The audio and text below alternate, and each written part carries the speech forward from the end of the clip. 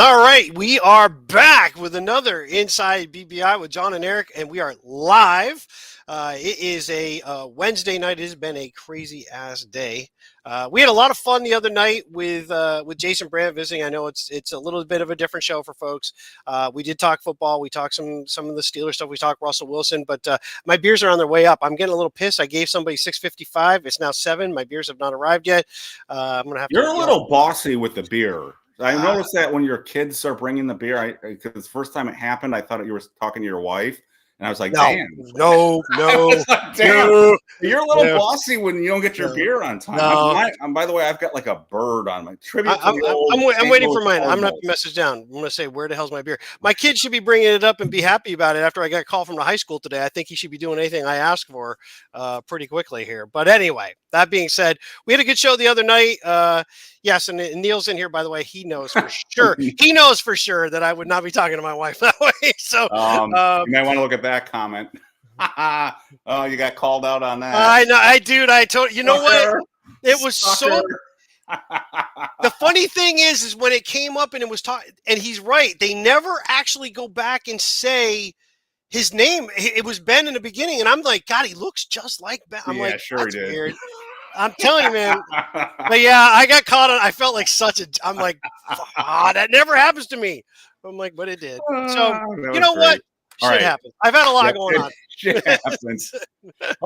We even got our now our viewers are exactly. We're promoting drinking everywhere. So in trouble. So that being said, before we're going to do a little bit of a mock draft. We're not jumping into it first. I want to get to a couple things. And a big thing is Russell Wilson got the number 3. So Deonte Banks gave up the 3. I'm curious on if there's any money involved there. Banks is going to go to a 2. I was going to make a comment to the fact that he went to number 2. I figured it matched the way he played last year, but I left that from posting that online. But now I just said somebody tweeted that out at me when I tweeted that change out. Nice. Said, well, he plays like number 2. So, and he's I'm rooting for Deonte. I think Deonte's in store for a comeback here, and we're going to all owe him an apology here. And I'll be thrilled if that is the case, because as you've stated multiple times, we've talked multiple times, you've got to have 2 solid cornerbacks. 3. We need 3.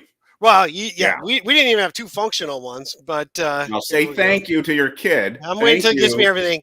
Thank you. God, my sons. I did. Jesus, don't make it out to like. God, you make us. Call child services. I have to. Not funny in a whole bunch of ways.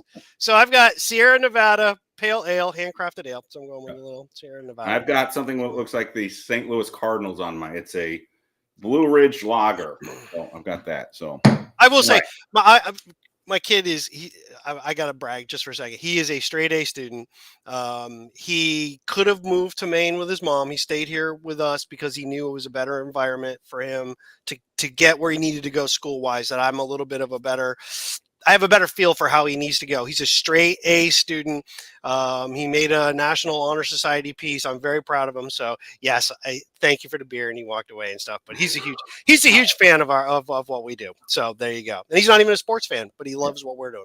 So and before we move on, I'm actually looking forward to seeing all the numbers that the new players get. I know I'm dumb like that, but I like to see. Well, that's always cool though. It's fun. It's weird. You know, when we were young, you would see the one-off here and there of the difference. You know how they've changed the numbering and they've allowed players to have. They were very much before linebackers were in the 50s you were in the 90s. Later on, you could have 90s, but that was pretty much it. But if you remember, the Giants had Brad Van Pelt. He was number 10. The Giants had Phil Tabor, who played linebacker a lot. He was a D lineman, but he played linebacker a lot. He was 80, and Casey Merrill played linebacker a lot. They would bring him as a stand-up off and on. He was a defensive end. They bring him as a stand-up, and he was 71. So there was some weird Casey Merrill reference. Oh my God. There you go. He was on a team that sacked the quarterback like crazy. The 85 was that the 85 or the 84? 85 Giants sacked the quarterback like crazy.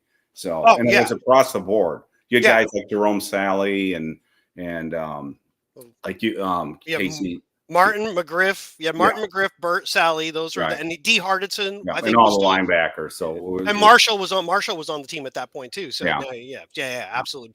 All Brad right, Van we should Pelt, get focused. So Brad Van Pelt. people are going to get tuned out here. No, we got people saying Brad Van Pelt was one of Yeah. my favorite players growing up before LT arrived. I love Brad Van Pelt, and I mean that whole team. Again, the linebackers before LT, you had McLaughlin was on the outside. He kind of whatever. You had Van Pelt. You had Brian Kelly. You had Harry Carson. I loved those linebackers, and then LT just came and made it all. Anyway.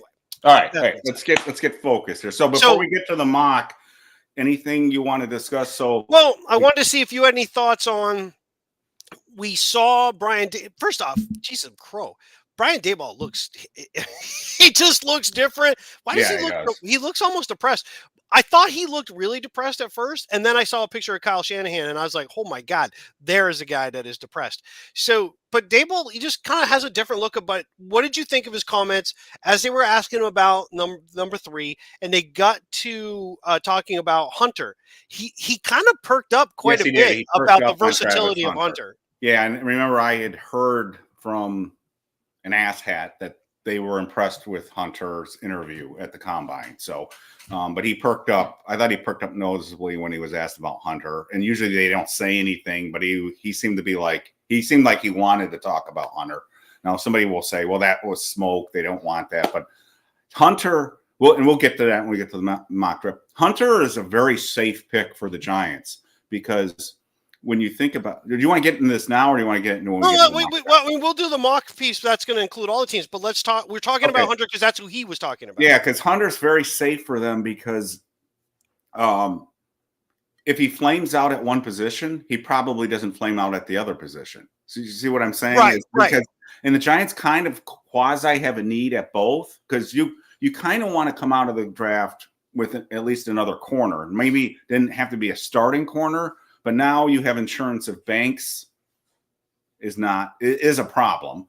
And then you have insurance for if Slayton isn't really playing all that well. So he sort of, and then if he flames out at one of those spots, you can use him at the other spot. So he's actually a kind of really safe pick, not only because he's he may be the top ranked player in this draft, but he's also the top ranked player at 2 positions in this draft. So the bust factor on him, knock on wood, is much lower than a normal prospect because if you can't use him one spot, you can use him in the other spot. Well, he's also he's like a roster hinge because what he does is he gives you flexibility in either one of those 2 spots. Maybe I don't need to carry 6 wide receivers because Hunter can come in and play wide receiver if we want him to play wide receiver. If I'm going to play him more as a receiver, I don't necessarily need to carry a 5th corner, a combination slot corner. I've got a corner playing wide receiver who I could always put over there. So he gives you roster flexibility, which is something that, if you can really take advantage of those things, it's good.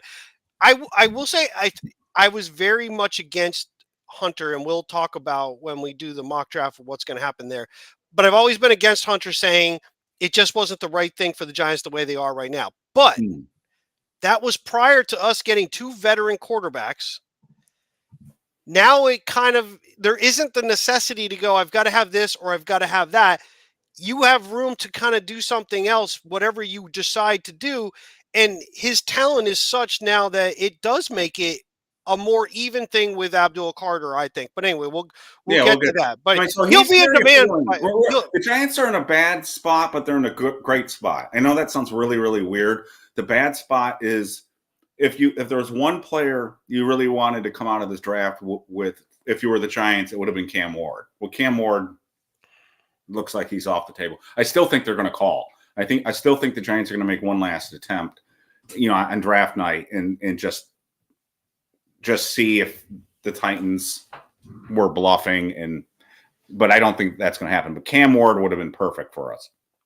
The wild card is Shedeur, but if they don't draft Shedeur, we're in a great spot because we'll get either Carter or we'll get Hunter, and that's great. I mean, if you're the Patriots, you've got to be going, God, please somebody draft Shedeur. That's what the Patriots have to be thinking right now, because if Shedeur and Carter go before the Patriots, they kind of really want an offensive lineman, I think, and 4 is really high for an offensive lineman. So well, we'll get when we start breaking that down. I don't want to do too much of that because I don't want to steal from. yeah. We're stealing from that. To let everybody know, it has been confirmed. Now, obviously, things could change between now and then, but at the moment, it's been confirmed. So we will be doing a show Monday night, and Bobby Skinner will be the guest on the show Monday night. So we will be doing a show with Bobby, and he will be on here for those of you wondering. A lot of drama going on there. We'll get the behind the scenes on all that stuff. So yeah, I know. And his take on some of the players. It sucks for Bobby. I side with Bobby on this. I mean it's. I shouldn't say I'm taking sides, but that really sucks. He basically got his brand yanked away from him, and I watched the video he put out, and you could tell that really hurt him. And I can understand. If somebody took my website away from me, I'd be pretty pissed. So I'm glad that he's coming on. I'm sure he's going to do well, and we'll see what he has to say. But it's all over social media about this with Giants fans. It's actually the big brouhaha this week was even the beat reporters are tweeting about it, which I thought was interesting. Yeah, and Carl Banks too commented on it and stuff. Which, by the way, Carl Banks, if you happen to see this, you said you would come on after the Big East tournament. Oh, leave him alone. No. I'm gonna dog your ass until you come on. You said you would. You know, hey, I'm playing just like you did in 90 with a broken wrist. You get your butt on here. You said you would come on. We'll treat you with unbelievable respect. But if you tell me you're coming on, I kind of have. They're mad at us. We keep making fun of them. They're mad. We didn't make fun. We didn't make. We make fun of the Giants at times. Well, the Giants, but we didn't make fun of Carl. Oh God, no, yeah. Yeah, but there are people. I'm not gonna make fun. I still have the Carl's. Was it Carl's bank is closed on Sunday. Nice. I love that. In my basement, but I still have that. There are people on X that give Carl a lot of shit, and it's fine if you think that he's towing the company line. I don't have a problem with that. That's your choice if you want to say that. I don't have a problem with it. It's the level that they go to and the things that they say. This guy is a guy who in many ways belongs in the Hall of Fame. Again, if you match his career up against some other linebackers, he is as talented as anybody. And his 86 postseason is by far the greatest postseason of a defensive player, as far as I'm concerned, ever. I love LT. Banks was the man who ran the 86 playoff run, shut down San Francisco, was all over Washington. And if you look in Denver, I can't remember off the top of my head, but I believe he was in on 12 tackles in that game. He could have easily been the MVP if Phil Simms didn't play as well as exactly in that game. So, exactly. Yeah, I think the people that go after Carl on Twitter never saw Carl play, because if you did, you wouldn't even dare. Right. Even dare. You run into Carl at some function and he kicks the shit out of you. I'm not going to go down that. Anyway, Carl was a bad dude. So again, Carl deserves nothing but respect. So exactly. In the following season, the tragedy was the strike year. Carl was better than LT that year. And people don't want to even think about that year because it was a horrific season, but he was the better linebacker on the Giants in the 87 season. And even though the Giants won the Super Bowl in 90, I still think they had a really good team in 89. Bavaro got injured. But a lot of what I feel kind of led down to where they didn't have the longevity of championships. Like, didn't have the multiple championships, the longevity of being in the championships was all tied to the 88 season and the holdouts. Banks was a holdout. I think Bavaro got a contract late. It really affected these guys later on, and then the big injury to Bavaro in 89. So there's a lot. Anyway, we're going down memory lane. Yes, we are. And people are saying, because you know why? Because they win. Because they were winning then. Losing seasons were like one, and then we won a bunch. Not, anyway. Right. And by the way, idea so everyone in chat too. I think we should, after we get past the draft, because I think we're going to have a lot of cool draft stuff. First of all, we've got some cool guests coming up. I'm sure we'll get Cy again if we can manage it. But we've got Dave from Scouts Honor is going to be coming on at some point. We're going to probably have other draft people coming on, and we're going to have a lot of draft content. But after we get past the draft, I think we should start doing some position reviews. I think that'd be kind of fun to like go over the running back room, go over the wide receiver room, that kind of thing. I think that'd be kind of cool too. Absolutely. So. All right. So you want to do the draft, or do Yeah, you want why don't we kick into it? And this mock draft is brought to you by absolutely nothing. It is straight from us. But you know, there you go. And So everyone does mock drafts. You can't go on YouTube without seeing somebody doing a mock draft. So. And people seem to like it. So let's start, and we'll do this a little different. We'll collaboratively go through these. Not we're going to do it collaborative. Well, I mean, you'll have yours, I'll have mine, and we'll kind of come to an agreement. I want to see where we think it'll fall. So let's start with Tennessee. And now this is a no trade. You said no trade. No trade, but we can note if we think in reality a trade may happen. So you can note if you think I think somebody will trade. No electric shock treatment. No. Exactly. So we'll start with Tennessee, and I'll let you go first. You seem to think already it's a Cam Ward done deal. Well, yeah. I mean, they're going to take Cam Ward unless somebody blows them away with an offer, unless they're completely bluffing. I don't think they're bluffing. I mean, they just seem to be. Even if you heard the commentary coming out of the pro day from people that were standing near the Titans people, they were kind of gaga over Cam Ward at that point. The irony is it sounds like the Giants might have been able to make a trade around the time of the combine, it sounds like, if they offered their first-round draft pick next year. But I think that's passed right now. So, but it still won't shock me. The Giants make a call and say, are you sure? Are you sure you're not moving? I could see them offering next year's number one. Would I do it? I don't know, but I could see them doing it, and I don't think that's going to happen. Yeah, I think Tennessee is not as 100% sold on the one spot with Ward, not because of Ward, but I think because of what they look at as their overall team. So I'm going to say I think Tennessee is still a trade possibility. I just don't think we are the trade possibility. Really? Yes. I'm not really sure about the who. Cleveland? No, Cleveland won't move up. There's no reason to. You could maybe see Vegas. I don't think so. It might be a team a little bit lower, but they're going to have to offer a lot. The thing is, I think Vegas would have to offer a ton to move up. Tennessee is missing a lot of pieces. So I'm curious on where they're going to go with that. But for now, I'm going to go with you that I think it's Ward. I do think a trade is possible. I just don't think we're the team. I will go on record, if a trade happens with Ward, it'll be the Giants. I don't see how it's anybody but the Giants. Okay. All right. Because I don't think the Raiders have enough ammo to move up that far.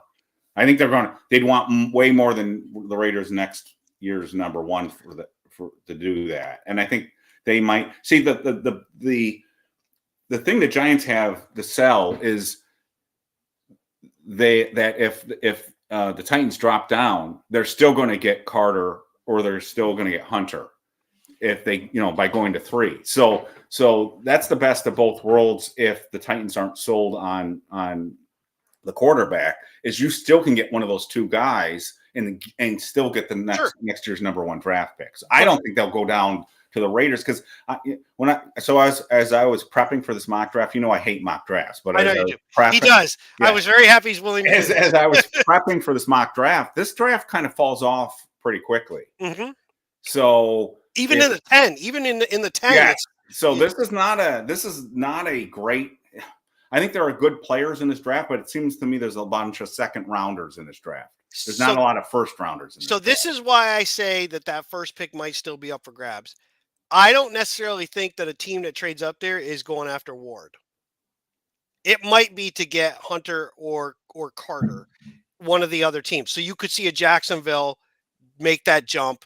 You could see the Jets possibly making that jump. Now they could possibly go for Ward, but I just have a weird feeling that we're overrating the quarterbacks more than some of the NFL teams are. Probably. Underrating how much higher Hunter and Carter are on the board compared to everybody else. And some teams, that's a really big deal. But for now, we're going to stick to this. We both agree, with no trades involved, Cam Ward should be the pick. And I agree with you that Hunter might be the player that people trade up for 2 reasons. One, teams got to have to be a little bit wary about the foot issue. Yes, and the shoulder.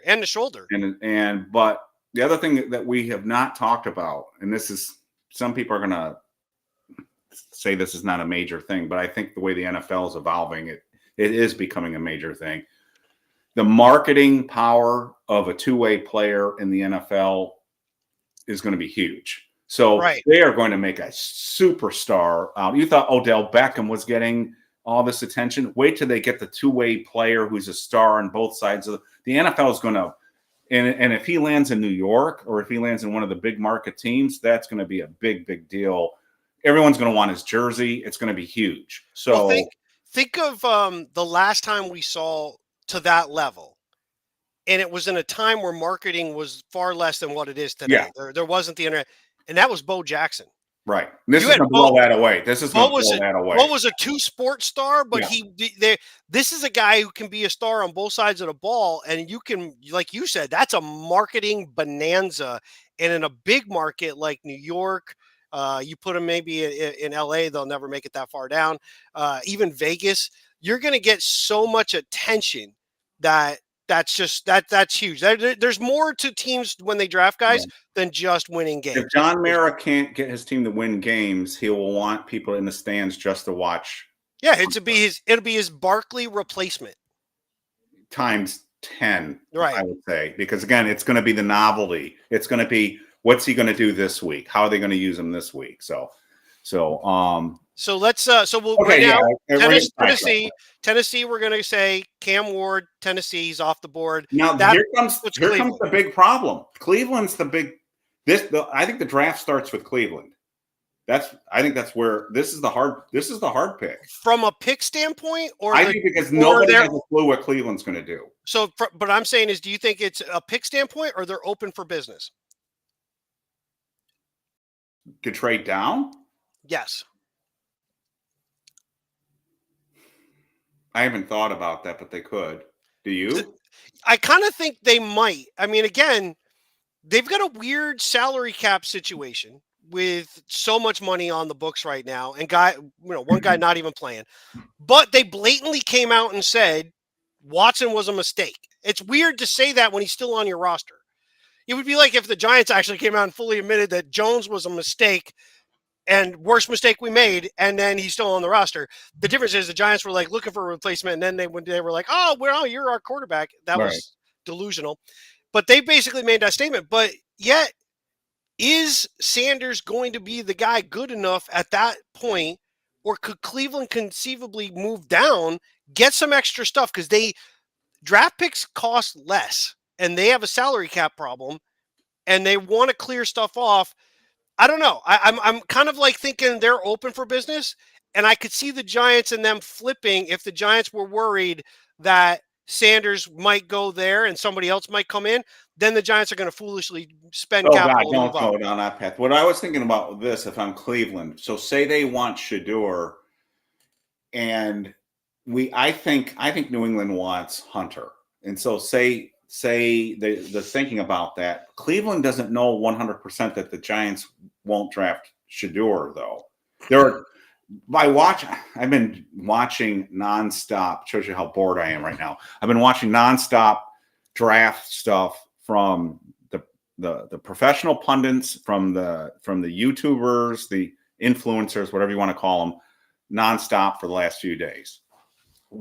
I don't know much, but the one thing, or the two things I do know, is nobody knows what Cleveland's going to do, and nobody knows what the Giants are going to do.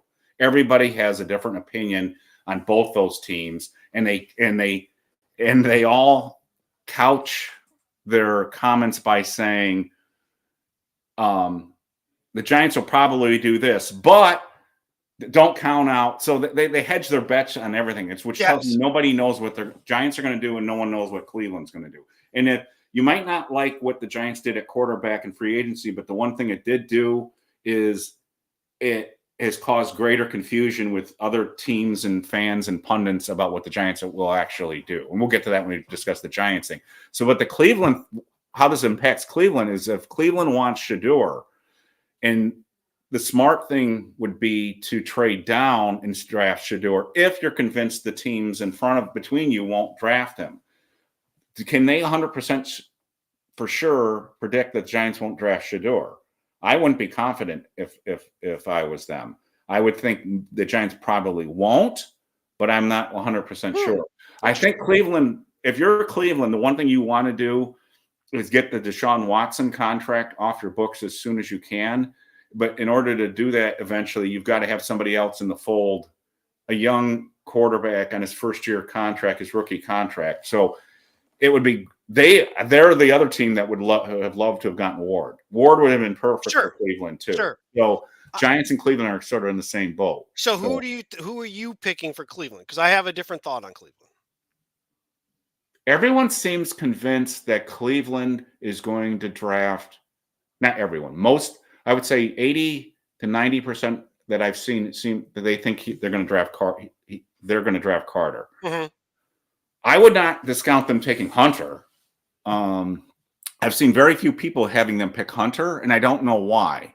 You could play Hunter at wide receiver, remember, and he could help out. He could help out there. So I saw one guy say today, and it was one of the guys. It might have been on NFL.com. He said he could see the Giants starting Hunter off on defense with a little bit on offense, but if he went to Cleveland, he could see Hunter starting off on offense. And so he said sometimes it's team specific. I think I hate to go with everybody, but I'm going to say Carter. So I think if they stay, and you said we can't. You said we can't. We can't say they're trading with his team. Right. Now we just know if we think they're going to trade. I think Cleveland's open for business. I think there's a good possibility that Cleveland might be a target. Trainmaster brought up the question I believe it's Trainmaster brought it up to me about what do I think about New England getting ahead of us for Hunter. That's possible. I'm not sold that very possible. But I'm not sold that New England's after Hunter. New England is going to probably want to fortify the front seven on defense or their offensive line the other way. It's too high for an offensive lineman to move up. You would stay at 4 if that's what you were going to do. So New England could move, but we're not talking trades at the moment. But I'm just saying Cleveland's open. If they stay, I think it's Carter. The reason I think it's Carter is I don't think Sanders comes in and provides anything more than what Kenny Pickett can provide this first year with a Cleveland team that's got some issues and that the quarterback would have to overcome so much more. If your defense can take over games, you can keep a more limited offense. And to give credit to our guest from Monday Night, Jason Brand, who brought up at the very end, he's wondering if some teams with the cost of quarterbacks being such that we might start to see a shift back to teams becoming power running games. Look at the Ravens. Yes, they have Lamar Jackson. He had a much better year when they were able to use Derrick Henry and pound the ball, control the line of scrimmage. There was a lot of running and mixed in with that. If you want to protect a bad quarterback, you got to be able to run the ball. You want to protect a bad offense, you have a very good defense that gets you the ball in short fields. I think it is Abdul Carter unless they trade. And keep in mind with Cleveland Cleveland has a very high pick, obviously in the second round, and they're one of those teams that could trade back into the first round, which a lot of people are predicting, and get the quarterback. Like they could get a Jackson Dart at that point too. So if Shedeur gets past us, Shedeur can drop, and Shedeur could make it into the 20s. Is it likely? I don't know, but if Shedeur gets past us, Shedeur could drop. And the team, I saw a mock today where somebody traded up and got Shedeur at 20. It was Cleveland trading up and getting him. Now I don't know what the cost of that trade would be. But that's kind of the same thing the Giants would. There was speculation out there that the Giants might be able to get Hunter and Shedeur in the same draft, that both Colorado guys. Right. We would have to basically do the same thing that scenario here. We'd have to trade back up to like 20 to do that. So I think Carter's a safe pick. I will not be shocked if Shedeur gets drafted at 2. I would not. I'm prepared for that to be happening, and that might actually be a good thing for the Giants. Because the Giants, I don't know if you saw this, it shows you how far behind I am on the technology. I just did my first mock draft simulator just an hour ago, and I went to ESPN, and Shedeur went 2. And so I had to choice between Hunter or Carter. And just out of curiosity, I wanted to see if New England would trade with me. So they didn't lose so they got the guy that they wanted, which I assumed was going to be Hunter. So I said, would you trade your second round pick? And they accepted the trade. Now they actually ended up taking Carter, but I took Hunter at 4 and I got their second round pick. And it was great because I had a pick at 34 and a pick at 38. Sure. So I thought that was, I don't think that's going to happen in real life, but teams will trade up one spot to make sure that they get the player that they want. Too. It's not unusual. The Giants have done it. The Giants did it in 2002 when they traded with Tennessee one spot to move up to make sure that they got Jeremy Shockey. I was actually at that draft. It was a lot of fun. I had a bunch of Raider fans behind me. It was pretty cool. They were dressed to the nine with their shoulder pads and all that good shit. So we're at the Giants. We're picking 3. Ward's gone. Carter's gone. You're the Giants. I'll let you go first. Oh, no. What are you doing? What do you think the Giants are doing? My opinion on this pick in this scenario has flip-flopped all day long because I want to be 100% sure. No, we're saying Carter's gone, right? Carter went 2. So Ward, Carter. I think the Giants love Hunter. I don't think it was. I think Dable. It wasn't an act with him today. I think he makes a lot of sense for the Giants because he's in.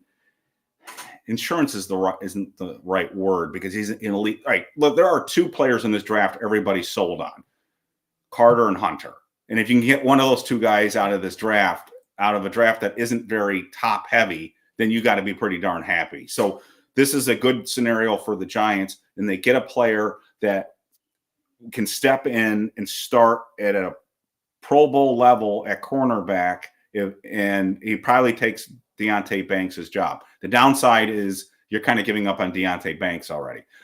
The other thing is he can come in and also size got him as, and a lot of people do, as the number 1 wide receiver in this draft. So you could actually have, because if you have a receiver group that has Malik Neighbors and Hunter out there, holy hell. So maybe it doesn't matter who your quarterback is so much at that point. So he's really grown on me because he can do, the Giants can use him in so many different ways. He's very clean.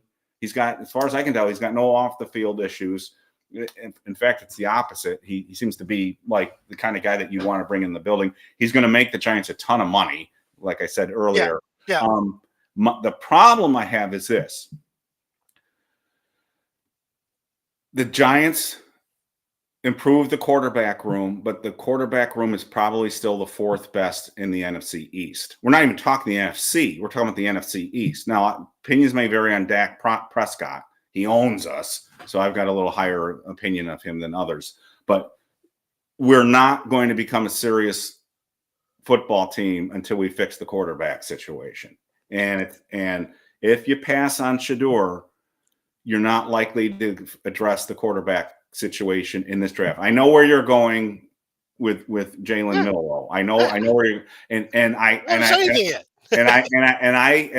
don't oppose that. But the odds that Jalen Milroe is going to pan out are far less than Shedeur Sanders. Depends on what you're thinking, but yes. So I think Shedeur is really. I think, like I've said a lot of times, I think people are knocking Shedeur for a variety of reasons way more than they should be. I think he is legitimately the 2nd best quarterback in this draft. It wouldn't surprise me if he's actually the best quarterback in this draft right off the bat, because I think he's been coached in a pro style by our former head coach.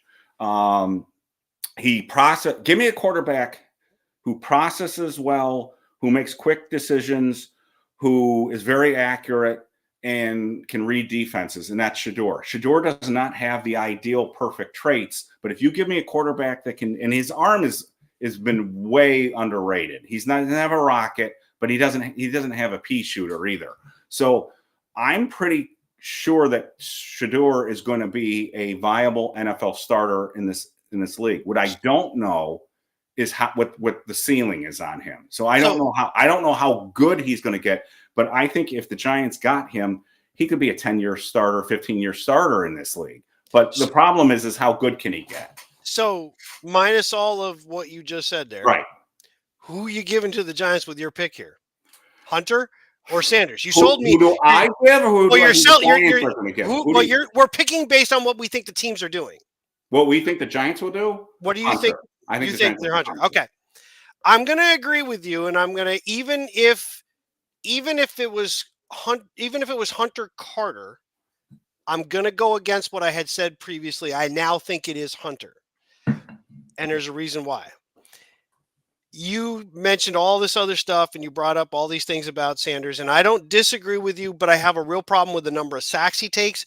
I'm a little concerned about his overall size. I'm a little concerned about the fact that he's been coached the entire time from high school through. Yep. He has been coached by his father. Yep. He's not going to wilt under the pressure of whatever, but he brings an air of pressure to the rest of the team, to ownership, to the coaching staff. The idea that you better give him talent is just as much as you better be bringing talent. And I worry that that piece is there. So I do think it's Hunter now. I'm getting a weird feeling the Giants have decided it's Hunter.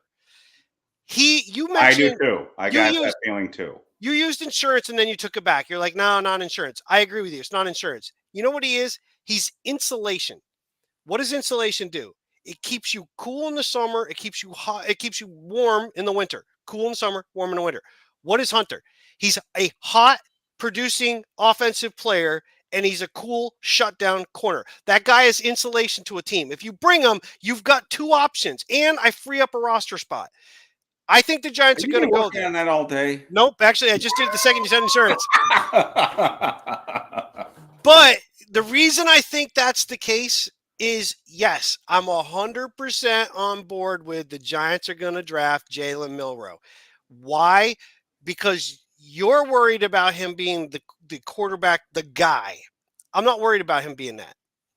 I don't even know if I care if he's the guy down the road. What I do care about is they can use him in a far greater role than a Taysom Hill, exactly, a far greater role than Justin Fields, and you have two very decent quarterbacks who are somewhat less mobile than they used to be, and one's kind of immobile. So you bring a guy like that in, it opens up your offense at different points in time. You can bring him in the middle of the game. You can run certain things. And by the way, nobody thought Lamar Jackson was going to be that guy.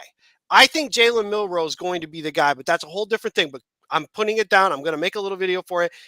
Jalen Milroe is going to be the Giants quarterback that they draft, but it will be Travis Hunter here at 3. I agree with the possible trade out, but I don't think the Giants are going to give a Hunter. Why? They've made a serious point about talking about the process and pointing out the faux pas of the past where and you said it before too. It's also very good excuse making after the fact, but that they were pressured in. And they said the 22 draft. I don't think it was 22. I think it was 23. I think it was JMS is what they were talking about. He said the first draft. He did, but I don't believe that's what he was pointing at. I think they're talking about, well, and maybe they do. Maybe they knew they needed an offensive lineman, so they took him. But the fact of the matter is he was one of the top-rated offensive linemen. That just means you picked the wrong guy. But JMS was a forced pick. We all kind of know that. We know. And then you can say no to Milroe. I got you. Well, these are our friends. I know. I got you. Too. But I think he's going to be a difference maker. I don't think long-term he's going to be the quarterback.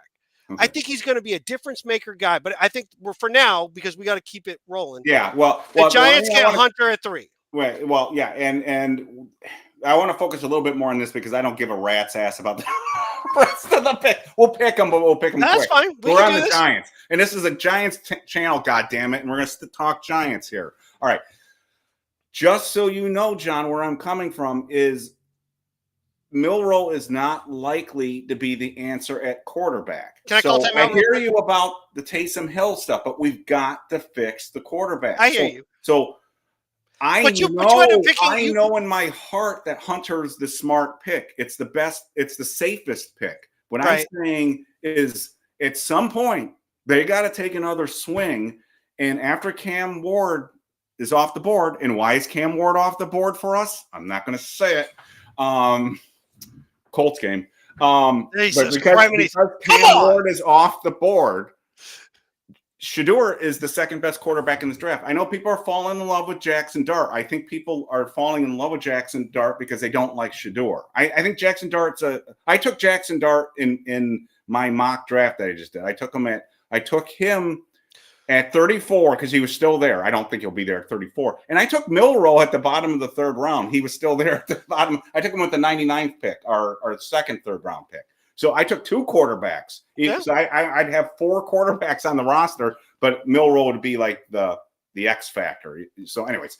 But what about DeVito? No, I'm just kidding. I'm totally messing with you. 35. No. So just so you know, that's the dilemma I'm in, is kind of like, it's the opportunity cost here. If we pass on a quarterback again, we're passing on a quarterback again. And we got to realize that we're still suffering from the Daniel Jones fiasco, because it was 6 years of shit. And now we're stuck with, how the hell do we get our next quarter? And the Steelers are a little bit in that too. When and Jason Brandt, who was on our last show, said the same thing. When they lost Roethlisberger, they really haven't recovered from trying to replace him. They drafted people and it hasn't worked out. We're sort of in the same boat, in the sense that we still haven't really fully recovered from the Eli Manning era. We drafted Daniel Jones. We wasted 6 years on him, and now we've got to get the next guy in here. And where and when do you get the next guy in here? Ward would have been perfect. If you don't get Ward and you let Shador go, then you're got to hope that somebody like Milroe pans out, and you're going to have to draft somebody next year. No, I'm going to say this, and I would love to chat. For some reason, it allows me to message one time, and then I can't add to the chat, so I apologize. So I can bring you up on the screen, but I can't chat in there. So I'm going to address you guys individually. New York Giants Rush, we love you guys. Absolutely. He did it. Wait, just one second. He did in my draft. Yeah. No, and I'll tell you this: PFF mock draft does the same thing. He tends to be down in the 90s to the 100s. Yeah. I'll say this about Jalen Milroe. Number one, I compare him with Taysom Hill in terms of the way he's used. Is he a better athlete than Taysom Hill? It's not even in question. Oh, yeah, he's awesome. He's an elite athlete. You, at some point, want guys that can produce points. He brings the opportunity to produce points. I'm not saying he's the quarterback for the future. I don't really give a shit if we get a quarterback for the future per se this year, as long as you keep in mind, Dable and Shane need to win. You've got Russell Wilson and Jameis Winston. You have 2 veteran quarterbacks. If the Giants were 100% sold on getting a rookie who was going to see the field this year, you would have only signed 1 veteran quarterback. You already had Tommy DeVito. Right. He could have been your 3rd. They went with 2 guys, both of them who could start. There's a reason for that. I think Jalen Milroe has the highest ceiling of anybody in this draft. Not because I think he's going to be a great quarterback, but I think his floor is much higher because you can use them other ways. It's the possibility that you might hit it out of the park if the guy can develop at all as a quarterback. But let's say he doesn't. But that's the only reason why I draft him in 2. At the top of the round 2, the only reason I would draft him is that I think he can become a quarterback. I'm not drafting him at 2 if I think he's just a gadget player. I haven't said where to get him. I just said they will get him. I think he's a guy that you bring him in and you can start. First off, he gives you a lot of versatility. We just talked about this. Hunter gives you versatility. Guess what Milroe does? Milroe gives you versatility. You need a 3rd receiving tight end because somebody went down. You could just kind of have him run out and run a couple of patterns, catch some passes. Or you can put him in the backfield if you need to and let him run the ball a couple of times. Why? He's a big dude. He's a solid dude. He's not Lamar Jackson and skinny who runs around as a quarterback. Right. This guy could be a legitimate running back if he wanted to. I'm saying don't discount stuff after the 1st round. We're all tied up. Now, you keep bringing up – let's ignore the rest of the teams for the minute. You keep talking about Sanders more and more and more, and I'm beginning to think that you're trying to sell not only yourself, but on the rest of everybody else on Sanders. No, hold on. Let me finish. Let me finish. Do you truly – no, you're fine. I don't mean to do that to you, but I want to ask you a question. Do you really believe if the Giants take him at 3, are you okay with Sanders at 3, knowing that while he has all these plus characteristics, there are a couple of things that normally would keep a quarterback out of the elite conversation that high? I would be very nervous if the Giants took him at 3.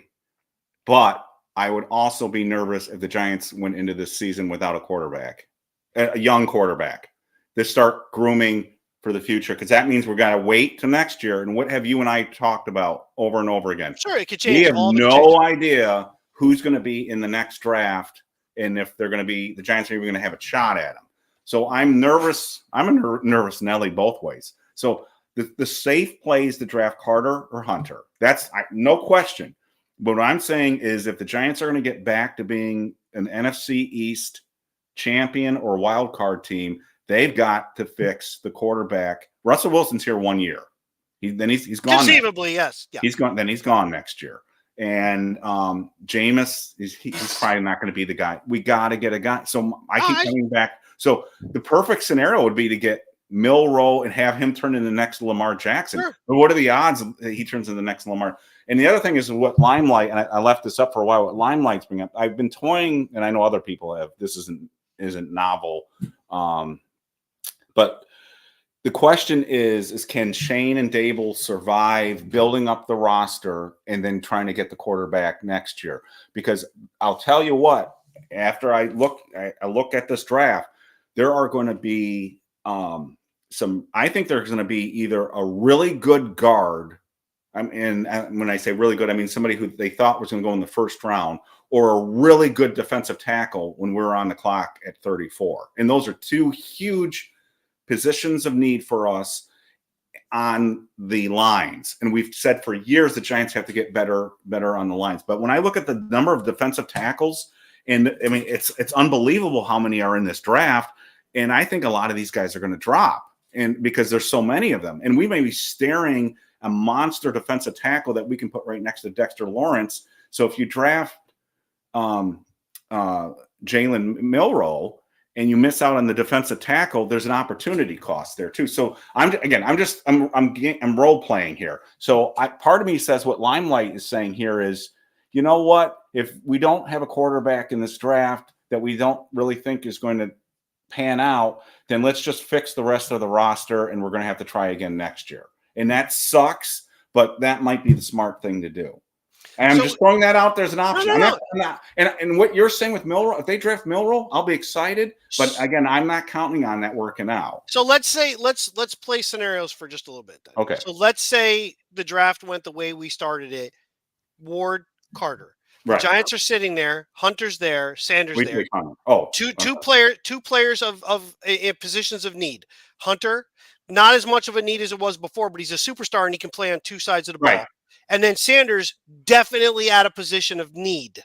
Yes. There are other players that the Giants could use based on other things. But for now, let's just use those two. They're both sitting there. If, let's say, somebody else brought it up. Let's say New England says, hey, we really want to come. We want to come up. We want Hunter. You take that deal in a heartbeat because you're only moving down the one spot. Nobody can. What are they giving you though?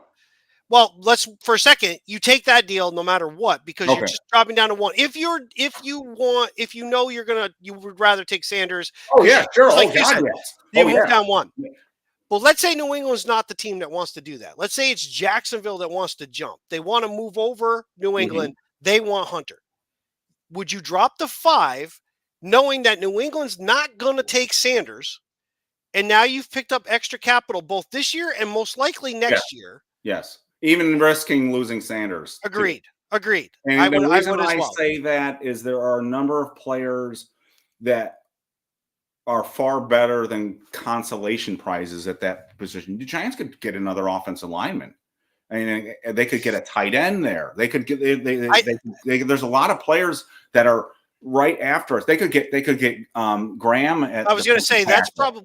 Would you say he's probably third of the available players we're talking about? It's interesting. Hunter, Sanders, Graham. I kind of have a feeling that Graham would be there. I've seen a couple people lately who say he's the safest player in the draft, but he's been overrated. That if you put him against a NFL caliber guard, his weaknesses will show up more against that. That I've actually seen some people say the gap between him and some of the other defensive tackles is smaller than you would think. So again, I like him a lot, and I would be perfectly fine especially if you trade down to the Jacksonville spot with him. But I've heard a couple of guys lately say, and I've heard people that love him. The other people say, yes, he's great, he's fantastic.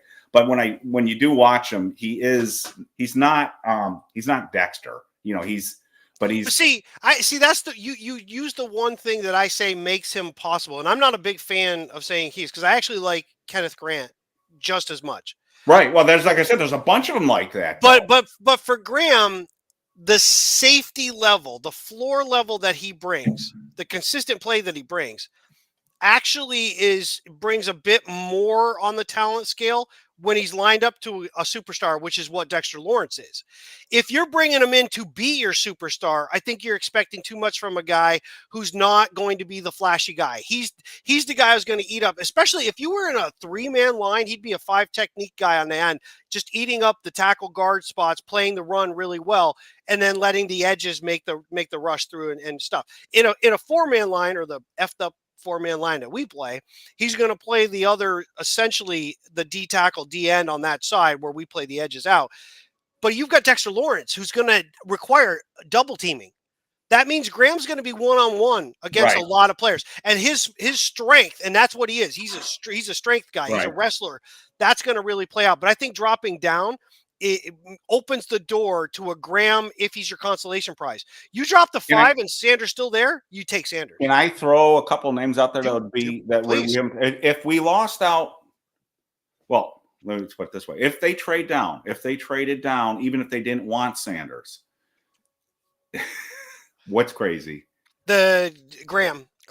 Oh, well, I'm going to tell you, there are people out there that I respect who say he's being a little bit overrated. That, again, he's more the traits there aren't elite. That he's a fantastic college player. He's going to be a very good pro, but whether he's going to be a Pro Bowl NFL caliber player, they're not so sure. But again, I'm just telling you what other people are saying. I'll tell you who people that are on my radar if you trade down, and one of them is going to get a bad reaction from you. One won't, I don't think. The first one is I would look at Jalen Walker. He can play inside. He can play out. I really like Jalen. What? From Georgia, correct? From Georgia. I really like him. If you really want to make a monster defense, Jalen Walker, and he's an attitude player. You're not going to like this. I don't like it. I don't like his size. It's where are you going to play him? I'd start him out inside, and then you can rush him off the edge when you're. Okay. But he's somebody I would consider if you're trading down, because I think he's one of the best players. And I'll tell you about who's a better player than him, and it'll get the biggest reaction is Genty, the running back. If you trade, I had a feeling that's what you were going to say. If you trade down, and people who the Giants would get mocked big time for letting Saquon go and then ending up with Genty. But if you're telling me my quarterback is Russell Wilson, what's the one thing that Russell Wilson does really well at too? It's play action. And if you want to, so again, I'm not saying the Giants should do this. I'm just saying if you trade down and if you trade down, you got to think of what are your options. I'll give you other players. Warren. If we trade down, absolutely. Warren would be one, and then McMillan, the wide receiver. The reason being that we don't have a big guy.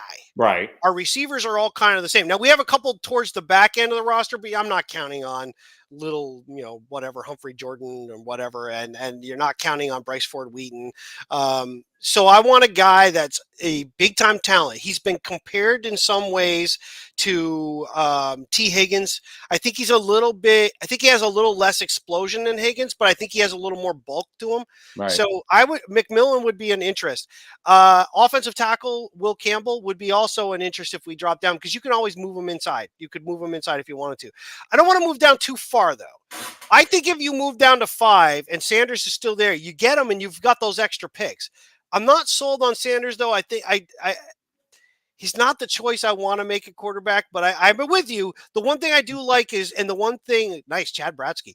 The one thing I like is the fact that he is unbelievably accurate. The biggest flaw that Daniel Jones had, as we talked about, was his inability to even the short stuff, which is what he was relying on a lot. He couldn't hit guys in the right spot, and they could never get it moving. They were always having to stop. It was always redirection. He's not a good quarterback. Well, he sucked. I mean, he's Steven Seagal of quarterbacks. We're going to get people pissed off at us. So again, guys, so time out. So what John and I are talking about here is this. If somebody comes up to the Giants and says, we will trade up to 3 and we'll give you next year's number 1 draft pick or a second rounder and maybe some other picks, would you consider then trading down? And if you do trade down, you've got to think about somebody else you're going to pick then, because Hunter is going to be gone at that point. So obviously someone's trading up for Hunter at that point. And I'm not sure people are going to give up a number 1 draft pick next year for Hunter. So I think a lot of this is moot. I think the Giants, if they're in this scenario, they're sticking with Hunter, or as John said, they're trading down the 4 or 5 to take Shedeur at that point. So I think a lot of this is just moot. What we're talking about right now only occurs if somebody comes to the Giants and says, we'll give you next year's number 1 draft pick to move up 6 spots, 5 spots, 4 spots, whatever it is. Because the Giants at that point have to listen, in my mind, because they still have to get the quarterback at some point next year. And if they have 2 high first-round draft picks next year, then they can maneuver to get the quarterback that they need next year. That's the only way. But for our exercise, you and I are taking Hunter, right? We're drafting Hunter. Yeah, I've gone full circle on this. Well, actually, not full circle. I've gone 180 on this because but if Carter was still there, it's really hard for me. I still now probably. I know a couple other people said this. Well, Carter and Hunter probably aren't going to be there together, right? They could. No, because you've said Cleveland might go Sanders. I mean, if Sanders does, both quarterbacks are gone, and now you got both. So what I'm saying is my worry about Carter is this. I was all on board with Carter until he didn't work at his own pro day. And it wasn't because of the foot. The shoulder. Which I think they're hiding. I think it really was. But they included the fact that he also had a shoulder. So now I got a guy with a shoulder. I got a guy with a foot. And maybe but he looked like Micah Parsons when he. But I hear you, and I want to be wrong, but I have PTSD. We've got, as you pointed out the other day about Giants fans in general, PTSD. We got that freaking idiot from Florida, Tony, and the guy couldn't even get his goddamn shoes on because his feet were all effed up, and then it went sideways fast. We get other guys that get injured. Let's not compare him to Tony. That was. I'm not comparing him to Tony. Yeah. I'm comparing him to injuries. The Giants are a fucking injury. Oh, sorry, PTSD. I did that. Boom. But he's an injury magnet, and you got to be careful. And I don't want to bring a guy in with existing injuries, so they better check it out very thoroughly. Okay, so Hunter and Carter are both there. I'm still trying not to do what I did the other day. That was funny. I tried to. People out there can keep trying to guess what I switch consonants on that. So just put Carter first, add Hunter, and then shove them. Yeah. I'm gonna get in trouble here. That was awesome. I told my wife. Say they're both there. Who are you taking? Say that again. I'm sorry. Hunter. I gotta be careful. Hunter and Carter are both there. Who are you taking? It sounds like you're taking Hunter now because you're afraid of Carter's injuries. I want Carter because he makes me think of the days of when we had and as Patty Traina said, credit to her too, the days where we had the multiple pass rushers. And by the way, you're always looking ahead of what might be coming, and we're picking up Thibodeau's 5th-year option more than likely. It hasn't been done yet, but we think they will. But that means you got one more year. And you have to decide, is Thibodeau going to be a long-term guy? And if he's not, who's his replacement? Right. So I would want Carter, but if there's any question, if the Giants have any question on his foot or his shoulder, and then there's the off-the-field incident. Remember, that took Parsons off the thing for the Giants. Oh, if they do that again, no. I mean, I know, but they're stubborn. We know that they're stubborn. Fun with that. But then you go Darius Toney because that I don't. Draft. I mean, that I don't understand. Where the hell did that come from, honestly? So I agree with you. I will say I can't change my mind that I would want Carter. I just think Hunter's going to be the guy. He's safer. And I think the Giants are tipping their hand a little bit. They're like full on gaga over him and what he could be. Well, he was asked. They asked about him, and you and I think. Well, he went from depressed to happy. Yes, he looked happier when discussing him. Again, he's safer because if he flames out at one position, he probably doesn't flame out at the other. He's consensus first or second best player in this draft. And I have seen no character issues with him. In fact, it's been the opposite. People who have met with him say he's awesome. So I think the Giants, because we're Shane and Dable, cannot screw up here. I mean, they can, but they can't afford to screw up here again. Yes, right. I think Hunter makes sense. And again, I don't want people to think, well, they're playing it safe. Hunter may be the best player in this entire draft. And again, the other thing we got to take into account is whoever they take between those two, they're kind of have to admit that they screwed up with Thibodeau or Banks. So, well, no, I don't agree with the Thibodeau side of things. You're not going to keep Thibodeau when his contract runs up, though. I agree with you there. More than likely, you're not. And Banks isn't. I mean, if Banks isn't going to start anymore, right? If you're drafted, he's not a slot corner. So do you just anoint a guy coming in, or do you make him earn it? Do you think Hunter will beat out Banks? Sure, I don't like Banks, but I don't think the Giants are just going to hand it to him because you already have a first. But I think it's going to be like that thing that we talked about the other day when LT showed up at camp and the other linebacker knew.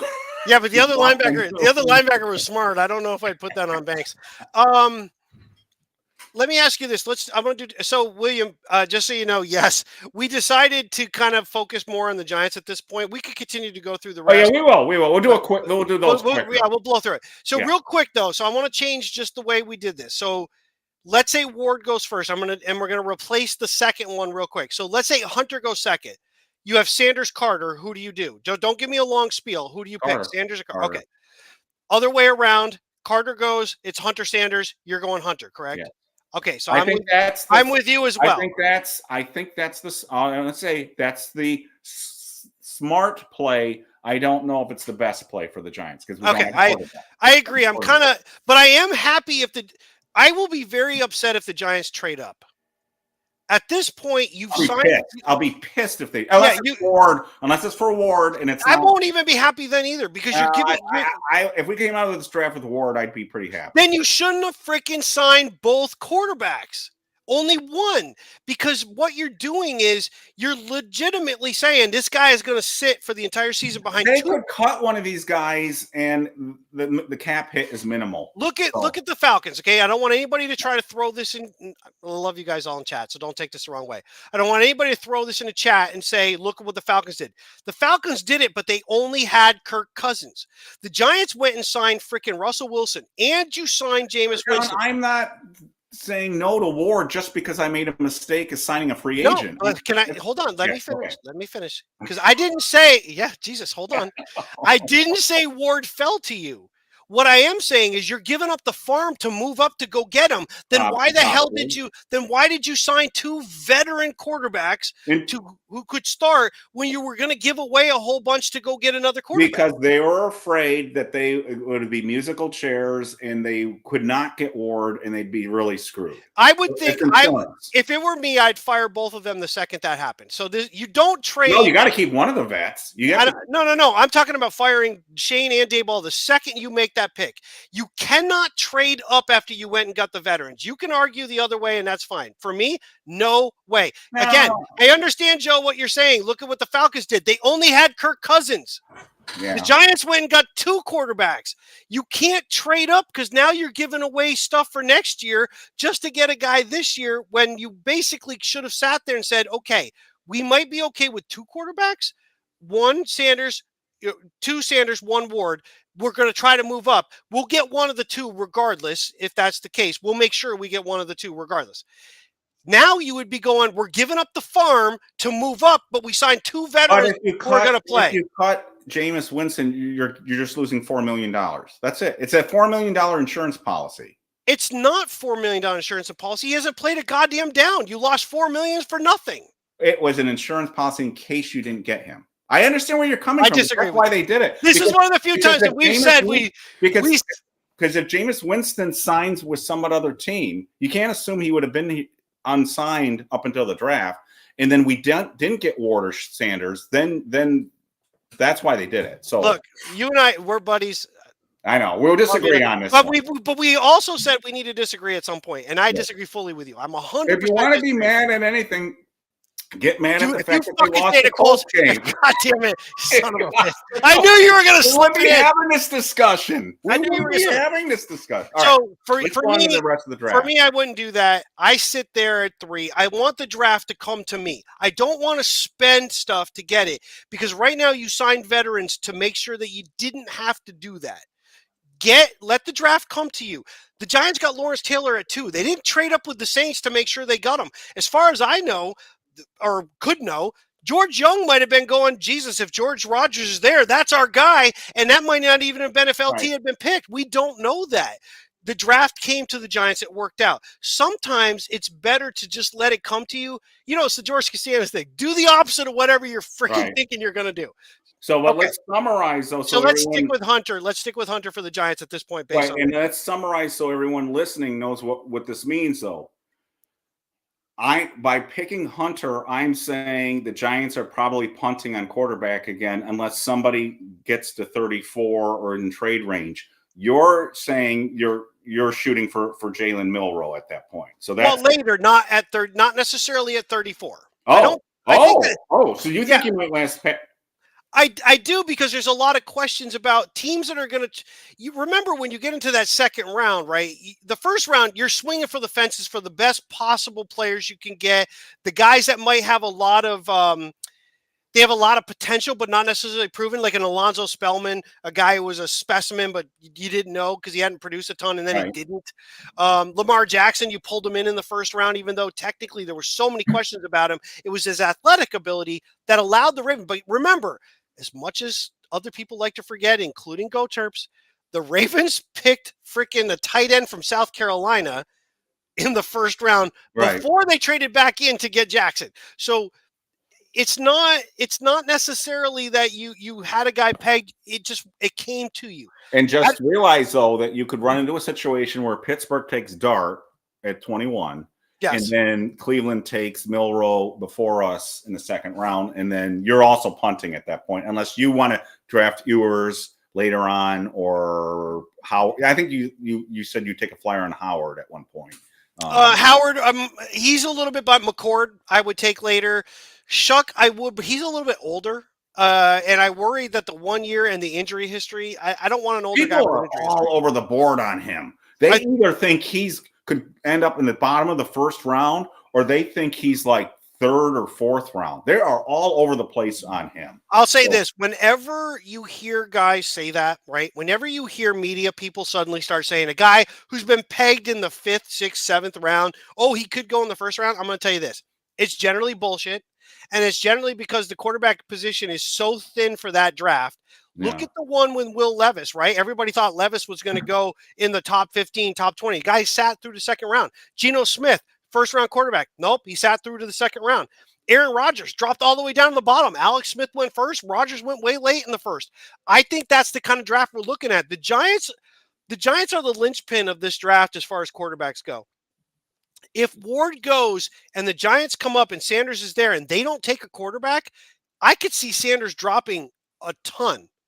And he could be down well into the middle. And that's the theory that a lot of people have, that the Giants, if they take Hunter, could trade back in to get Sanders.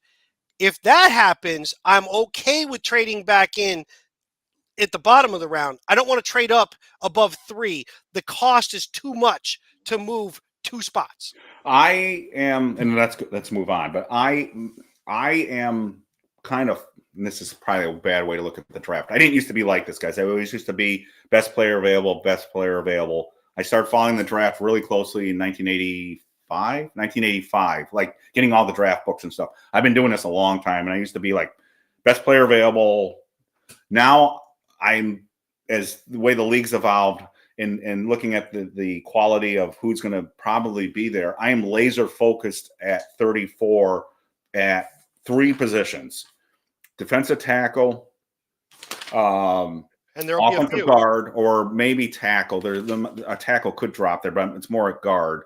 And then there are a ton of edge rushers in this draft. So if we didn't get a Carter at 3, and maybe that defensive tackle isn't there, or the guard isn't there, are a bunch of edge rushers there. So that's why part of the problem. This gets back to the earlier comment by Limelight. I'm almost at this point, like, let's just get the roster. Let's get everything around Russell Wilson solid, and then we'll get our quarterback next year. That's kind of where I'm at. And then if somebody like Milroe drops, and if Milroe's there in the third round, then I'm all on board. I'm just taking, because at the very worst, he's a gadget player for you, like you were talking about, but like a really good one, like way better than Taysom Hill gadget player. What round was Russell Wilson drafted in? Third round. Yeah, third round. Yeah. So, yeah. So, do you want to do the rest of the? Yeah, let's hit the rest of the first round, because we did say we were going to try to keep it to a tight hour. Because I know my wife keeps going, "You never do a tight hour." You never know. No, I'm sorry. I try, but it's okay. So we are at New England, and let's not talk about trades. So let's recap: Ward, Carter, Hunter. That's where we are. Yeah, let me write that down. Now you have. Yeah, I've got that. So now you've got New England. New England's up at 4. They're screwed because they wanted Hunter. I think they're going to be in on Graham. I think Mason Graham is the guy. Oh, really? I have never seen anyone peg them with him. Okay. Remember Vrabel's defensive line? He had Simmons at defensive tackle. They had another defensive tackle. They had Bud Dupree on the outside. Later it was Harold Landry. They were very big up the middle of their defensive line. Okay. I think they go Mason Graham. Talk me into that, and because I want to keep this moving. I mean, that's just as good as any other pick there, I think. I think ideally they would want an offensive lineman there, but I think that's a little high for an offensive line. I think they would be looking to move, but let's not get into that. So, yeah, all right. Yeah, I agree with you. Okay. So now you got Jacksonville. Now you got Jacksonville. I think Jacksonville would have been a good fit. Everybody seems to have Mason Graham with them, but he's off the board now. I saw mocked today by one of the major guys that had them taking. It was a surprise to me. Who did they take? Who do you think there? I'm trying to remember. I'm kind of thinking, looking at the way Jacksonville's needs are right at the moment, I would think that McMillan becomes a possibility. That high? They've lost some guy. Well, he's going to go in the top 10. I'm not as sold on him as other people are. Right? The only other thing is I do think offensive line. They need to protect Lawrence better. Now, also keep in mind they let Evan Ingram go. So that might have been the pick that I saw. It might have been Tyler Warren. 5 is way too high for Warren. I mean, that's way high. You know, this is one thing I think tight ends are getting underrated now, and wide receivers a little bit overrated. I think if you have a really good tight end in the NFL, I mean, look what Travis Kelce does for you, we got Kelce, you got Laporta in Detroit. Yeah. I mean, and the guy in San Francisco. What's his name? You've got. I can't remember his name. It's a beer. Anyway, I know. I'm well into my second. Help us out in chat, guys. Tight end with the 49ers. Right. Anyways. So who do you want to go there with? I mean, I'm thinking offensive line. Kittle. That's right. It is Kittle. So you're thinking. I'm thinking Will Campbell. I'm thinking Will Campbell. That's me. I can see that because Will Campbell, I could see with New England too. Agreed. I'm just thinking if there's anyone else. What are their biggest needs? What is Jacksonville's biggest need? I mean, Jacksonville has a whole wide receiver because they basically they had to move on from a couple of guys. They have Gabe Davis, but he's extremely streaky, and they need more weapons. They need tight end. I don't think I'm taking a wide receiver. I think Will tight end over the receiver there, but and then cornerback Will Johnson might be a possibility for them as well. Yeah, that's a good. I'm going to go with what you said. I'm going to go offensive line then. All right, so we'll go Campbell on that one together. So now that brings us to Vegas, and we still have Shadur Sanders is still sitting there. But I'm not. You know, I saw somebody said that, and they seemed pretty emphatic about it. God, who was it? Again, I've been watching somebody who was at the league meetings, at the owners' meetings, and they said Shadur is not going to the Raiders, and he's not going to the Jets, and he's not going to. There was another team in the top 10 there. It might have been. It won't be New Orleans. It won't be New Orleans. I would think that would be Shadur would be a good fit with the Raiders, but this guy made it sound like They're not going that way. If I were the Raiders, I would consider it. It seems like Genty is a guy that everybody has pegged to the Raiders, which probably means he's not going there. But it seems like everybody's got Genty pegged with the Raiders. I'm kind of thinking the same thing. The only other possibility, I mean, I'm trying to look at some of their needs. They have a need at D line. They have a need at wide receiver. You have Geno Smith. Their wide receiver group is a little low. So McMillan is still there. So you've got McMillan is there. I'm trying to think though, with Brady's involvement, what would he do? They've got a superstar tight end, and that was a Brady go-to. Their receivers were made up of a lot of they did the 1 year with Moss, but any other time they really had a bunch of guys like an Edelman.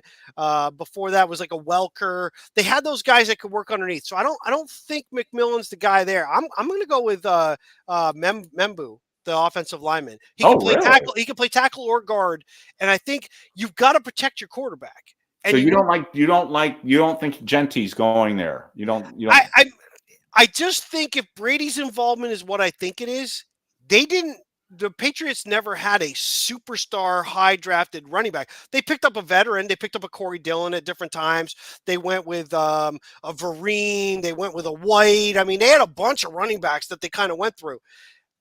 I just think that they know they've got to protect up the middle. Membu can play tackle, but he can play guard for sure. I think that's where they go. But yeah, he's go where you think. Short for a tackle at 6'3", but I've seen that too. People.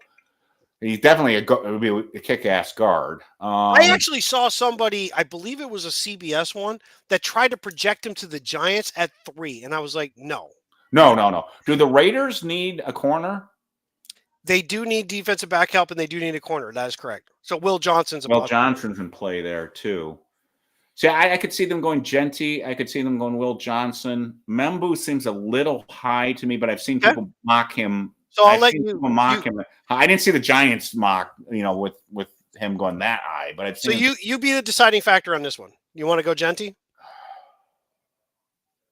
Why do it seems like everybody? It seems like everybody has Genty going to the Raiders. I know. Neil, I'm pulling Casey Merrill out from the early 80s, but I couldn't remember George Kittle for the 49ers. Yeah. Dude, it's been a long day. That's how our brains operate when you get older. You have that short-term memory disappears, right?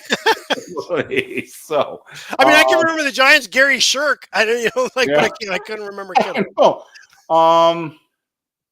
God. I can see the case for all of these guys. I think the Raiders are a tough. You know what?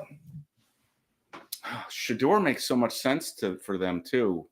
I'll say Genty. I'll say they'll go Genty. Okay. I think Genty's too damn good. I know he's a superstar potentially. He's too damn good to last too much longer. I think that's a good fit for them. So that puts the Jets up now. Now that's an interesting pick because they probably wanted one of the offensive linemen, right? Which Membu is technically still there. McMillan is still there. Warren is still there. And then of course Sanders is still there. I think they would go towards Tyler Warren, right? No, they could. Who did they just let go? He signed with it was one of the tight ends that we discussed in our free agent. Yeah. He wasn't that good. He's all right. Player. He's an average player. I would think the tight end makes sense for them there. I'm looking at the list right now. And you also have to keep in mind who's their quarterback right now, right? You have a Justin Fields, a guy who's going to have to play a lot on play action kind of stuff, a lot of quarterback run, RPO stuff. So you're going to want a solid running game, which they have a good running back, which means tight ends. Gary Reasons, thank you for putting him in there too. You're going to need a solid tight end for blocking and other purposes, and you need a solid offensive line. And they've got holes in their offensive line.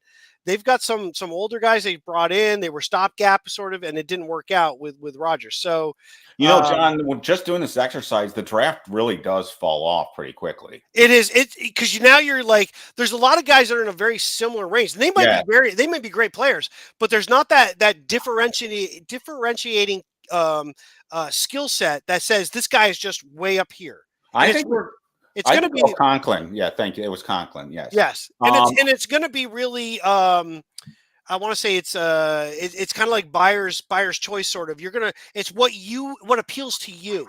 I is going think to we're be going where to it see a goes. lot of surprises because of what you just said. I think we're going to see people who are going to pick their favorite flavor, and you're going to get people going, "Oh my God, I didn't think." Somebody who you thought would go in the teens might go in like 7, 6, 7, 8, and vice versa. So I think this, and it's one of the reasons why you take Hunter or Carter when we have the opportunity, because it falls off pretty darn quickly, and Giants fans will lose it if we take a running back. Even though I think Genty's probably worth, if you trade down, is worthy of the discussion, but I can't even imagine the Giants doing that for PR purposes. Tyler Warren, But in a trade down, I'm a little more okay with it, depending if you can move down. I don't want to do it at 5, but if you can trade down a little, then it becomes the value versus the position. The biggest problem with Saquon Barkley was where we were at that time as a team. You had an right, aging quarterback, you had an aging offensive line, and you threw a running back at 2, right, where you could have moved down, and picked worked up. out so good, did it? No, and you could have. I mean, he's a great player. He is I a get good that. player. But the problem is, you never got to see that player maximize his ability because he's so dependent on other parts of the team to do it. I mean, if you think about it, great running backs are really defined by the teams they're with. No great running back goes to an absolutely shitty team. Look at the Saints with George Walter Rodgers. Payton. Well, Walter Payton. Peyton ultimately won a Super Bowl later on, so he's Yeah. kind of but he took a long time. But that's when you owned contracts, by the way, forever. Oh, I can That's keep all that. going. Barry Sanders. Let's keep this going. Well, I mean, but I think know. about it, right? But the Saints with George Rodgers, right? The Saints picked 1, Giants Yeah. picked 2. Saints get George Rodgers, but they No. had no offensive line. They had No, no your point. quarterback. I get your point. I'm just giving you grief. Yeah, So let's go. let's go with Genty to the Raiders, because we got to kind of wrap. No, we did do that. We So were now on we're on the the Jets, right? So I Tyler think Warren. I think Warren makes the most sense based on what they need. Yeah, I think Warren there too. And who are we at now? We're at 8. That's the Carolina Panthers. See, a lot of people have them going edge. A lot of people have them going edge. So, and who's out there still in the top? Let's see. I'm looking here. So, Well, you've got your Jalen Walker. Jalen Walker, I think, is really good. I think he's an option. Will Johnson's still out there still too, right? Yes, Will Johnson, Will Johnson's out there, Jihadi Jalen Campbell's Walker's still out out there. The needs for the Panthers are wide receiver, edge, and defensive back, according to PFF. Those are their 3 needs. I would think Will Johnson becomes a very big possibility, but Jihadi Campbell also pops up from Alabama. Yeah. I'm looking. There's a lot of good edge rushers. This could be one of those deals where it depends on what edge guy you like for your system, because there's a bunch of edge guys here. And there's Williams from Georgia. Yeah, I was just looking at him. Yeah. There's even a lot of people like Mike Green from Marshall. That's going to be too high, I think, for him. God, I'm almost tempted to go. I don't know what their corner situation is. Will Johnson sort of sticking out like a sore thumb right now to me. There's some question because he's not a great physical presence. He's not known to be a run defender, but maybe you don't care. Maybe you want him to just cover, and you're like, that's what I need him to do. I'm a big fan of Jalen Walker. That would be my pick. I don't know what you're going to do. I think at this point, you saw the turnaround with Bryce Young. Mm-hmm. He needs weapons, and I think McMillan finally goes. We'll go McMillan goes. All right, we'll go that way. The one thing about him, that guy's got size. I mean, yeah. And it gives them a little bit difference than what they have. So now that brings New Orleans up, and Shedeur Sanders is still sitting there, and they do have a need at quarterback. And they play in a dome. I'm going to say they draft Shedeur as I freeze with a really bad look. What do you think? I definitely think it's a possibility. Shadeur's going to get drafted in the first round. He is going to get drafted in the first round. Their needs are running back, wide receiver, D-line as far as PFF is concerned. They're not including quarterback because you still there's a bunch of really good defensive linemen. What I'm hoping is that the run on that does not start early. There's a bunch of good defensive linemen. I think New Orleans, with the way they have a massive cap issue, they keep playing with the numbers to be under the cap, but they're having the quarterback would help them there, right? Well, you still have Carr at quarterback right at the moment in Right. his contract, but they are woefully thin in other areas on defense now. Kenneth I Grant. I kind of think nah, it's a little high. I think you go Williams from Georgia on the edge. You get some pressure. You try to take some off the Okay. defensive backs. I think you go Williams there. We got two Georgia Bulldogs going back to back. Then, right? Because No, we had McMillan going to Carolina. Oh, that's right. Yeah, yeah, Before that was okay. and then Warren was before that. So no, actually, he's the only Georgia Bulldog. No, I thought we picked Jalen Walker for. Oh, didn't we? Oh no, you're right. I You went with recommended McMillan. him. Yeah, you pushed him to me and Yeah, said, you "Who are you pushed going him to in, go?" and you Yeah, picked. yeah. Wait, never mind. Forget that. You're good. And so now we're at 10 and we're at Chicago. Chicago, I think Chicago, by the way, Chicago has spent a shit ton of money on their offensive line. They have absolutely bought linemen across the league. They are trying to do everything possible to make Williams a winner. They've got a new head coach. The needs, as far as what we can see on PFF, running back, defensive line, and safety. It's almost too high, but Starks out of Georgia is a possibility. That's a little high. Defensive line, now you're getting into Jahadi Campbell as an edge guy. You do have a Kenneth Grant. I do Are think they settled on the offensive line? They're done. You think in free I agency? don't think they're going to draft a guy here after you spent so much money on Okay. offensive linemen. You bought a bunch of them. Okay. You went a center. I think you got 2 guards and a center. So you said Jihad Campbell and who else? Jihadi Campbell's there. I think you could also look at Will Johnson. They could go D back, but I don't think they'll go there. Shamar Stewart, it would be a possibility.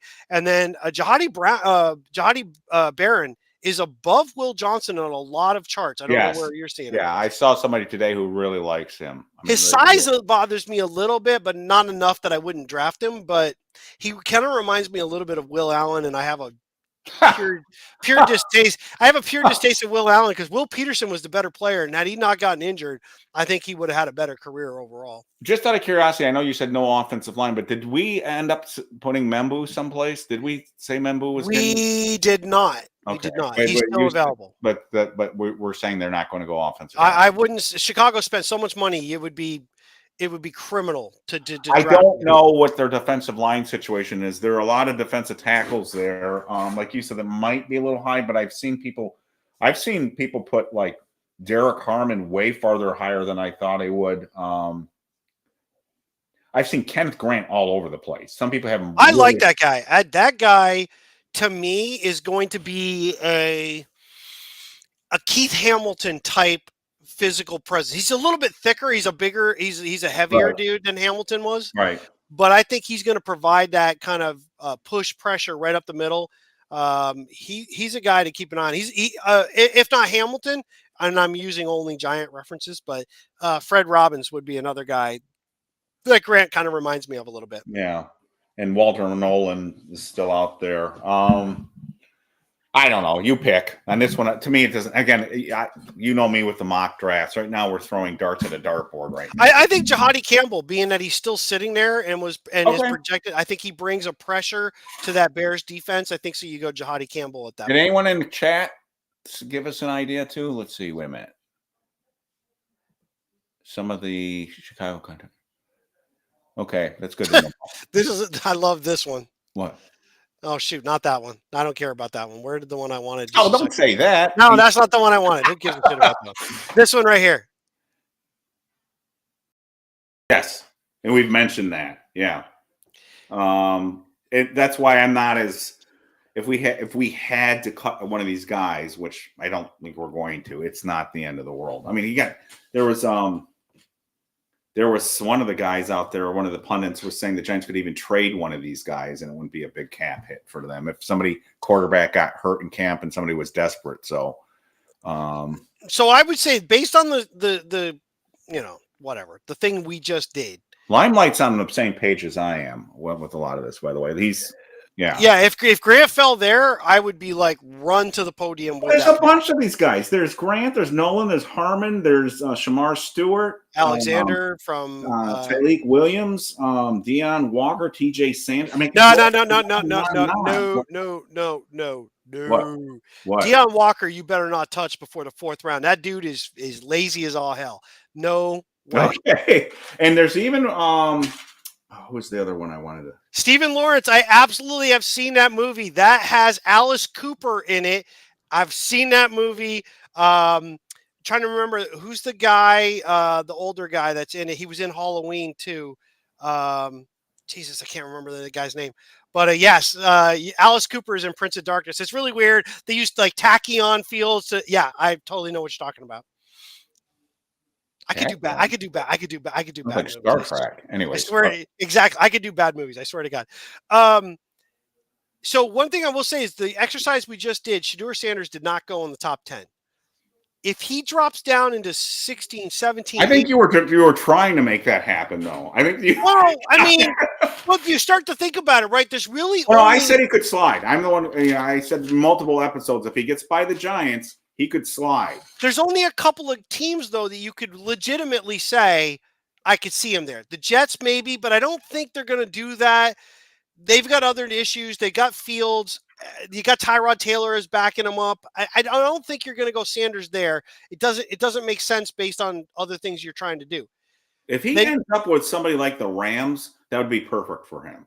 I agree, but what I want to ask you is if he gets down to 16, 17, 18, do the Giants trade back into that spot to get him? How much capital do you have to give up to You're get? probably giving up a one, I would think, to have to get back I'm into not that. giving up next year's one to go up to get Shedeur.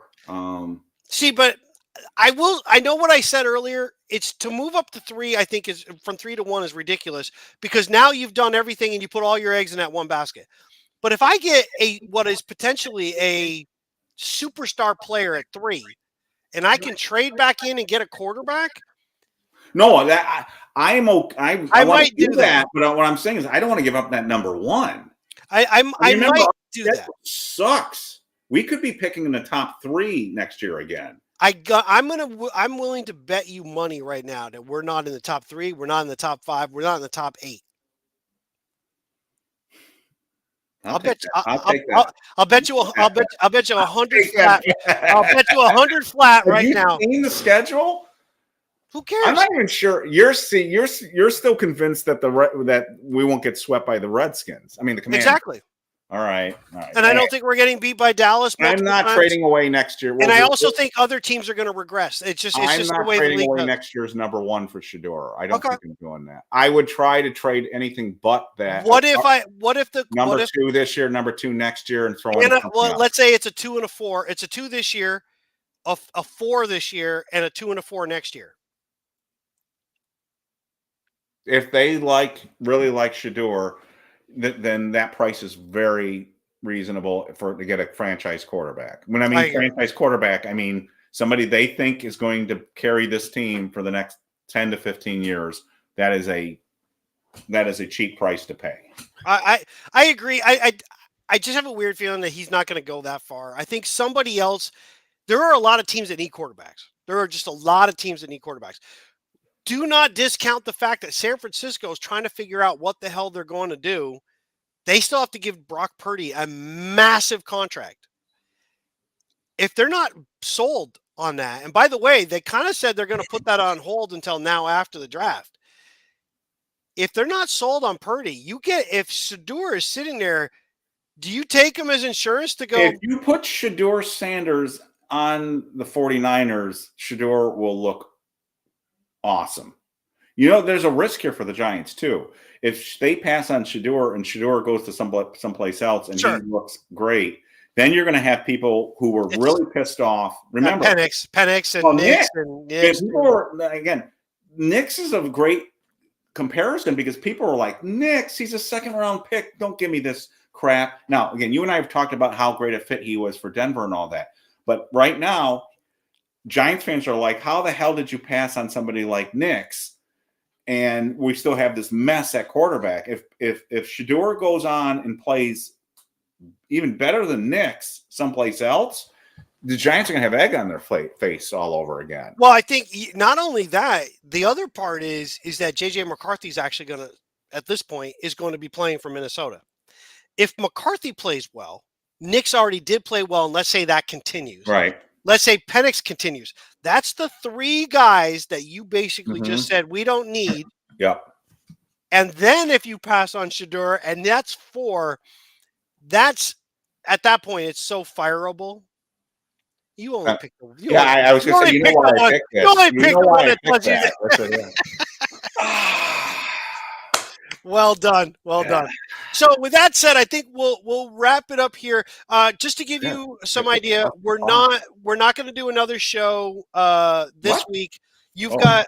Do you want to Oh yeah. Oh, let me tell people speak that a the little bit about website what you're might be doing on the website? down this. Yeah. Yeah, the website might be down this weekend, or will be down Friday. It might be down longer because we're doing a server switch. So don't freak out. The site's gonna, and we don't know how many bugs are gonna. It could be up instantly, like in a few hours. It could be a couple days. We don't know yet. The site's old and like me and falling apart. And So prepare for that. I've been taking some shorts from our previous videos and kind of putting them out there. Mainly I'm trying to just, well, they're interesting, and I'm trying to build the views, and I'm also playing around with this new program to see how well it does and doesn't do what I want it to do. And a lot of this is on a learning curve, by the way. My background is not video production, so I'm working on those things, so that's kind of coming Monday night. Be prepared. I will create it ahead of time, just like I did this one. We're going to do it live in here. I gotta just, hopefully Bobby won't have an issue getting into the streams that we're using, but I think it'll be fine. He's done a lot of online stuff, so he should be fine. He should be good to go. So Monday night we will have Bobby Skinner with us.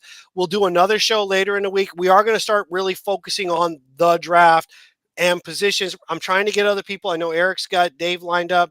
I'm reaching out to almost everybody. But there are some draft people that I've been trying to get to see if we can get on.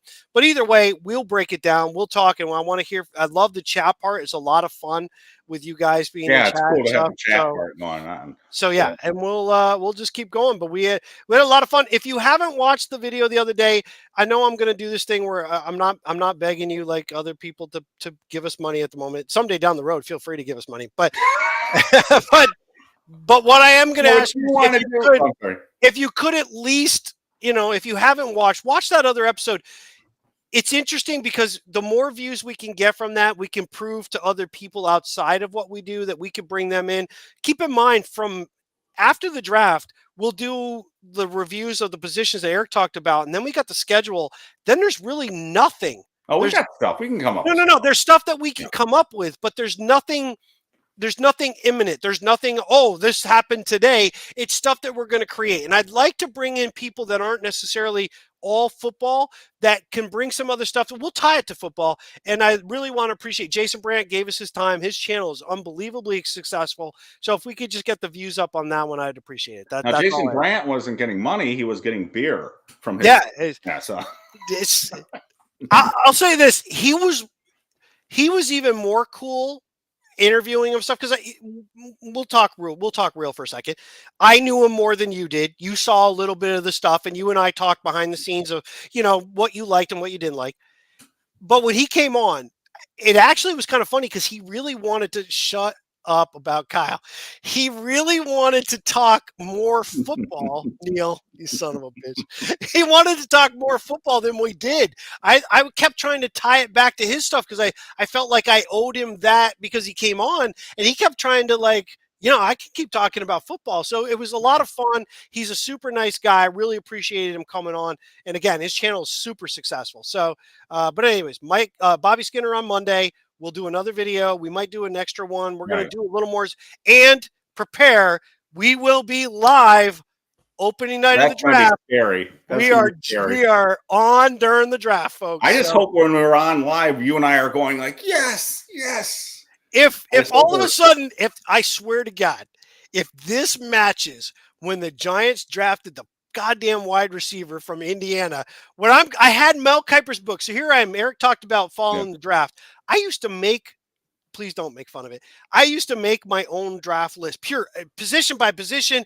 I was going 25 deep at each position. We're talking like not punter, who gives a shit, but all the other positions. I was 25 deep.